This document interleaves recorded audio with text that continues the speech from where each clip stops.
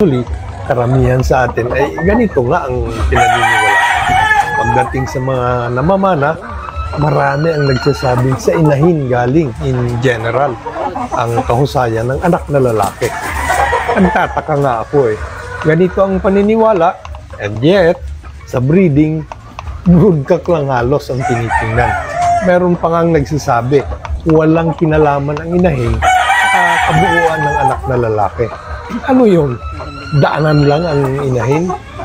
Nung aktibo pa ako sa breeding ng manok, may isa akong nakausap na sinabihan akong gamitin ang mga manok nila na hindi game fowl para sa pagparami ng bloodlines namin.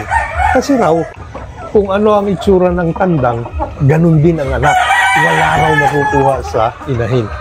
Pangkarni yung mga manok nila. Kapag ba hinalo ang native sa ganung manok, native pa rin ang itsura ng anak, ganito ang paborito nating gawin kapag gusto nating maging mas malalaki ang anak ng mga native nating manok. Patunay na hating kapatid ang tandang at saka inahin sa kanilang anak.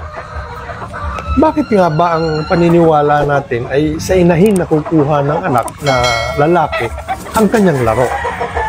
Siguro hindi na naalala ng marami sa atin, lalo na dati, ang malimit na kombinasyon ay tapang at saka laro. Gameness and fighting style, wika nga. Sa pag-assign ng katangian, sa broodcock side kinukuha ang gameness at sa broodhen side naman ang laro. Paano? Bloodline na kilala sa gameness ang kinukuha na natin ng broodcock. Kaya nga naging kilala masyado ang hatch. But of course, nandyan din ang white hackle, gray, bagaman hindi kagaya ng hatch kung lumaro. Ang laro naman o style sa inahin natin ini-assign. Kaya malimit, lemon, claret, roundhead ang kinukuhanan ng ginagawang inahin. Ito yung mga bloodlines na marunong dumipensa. Sabi nga, may flair ang laro. Habang umaangat, marunong umilag.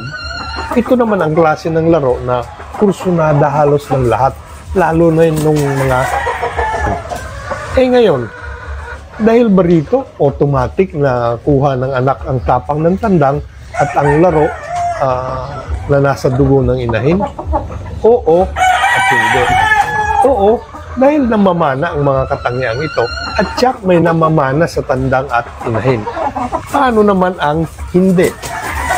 Baka kasi inaasahan nating 100% ng tapang ng tandang at 100% din ng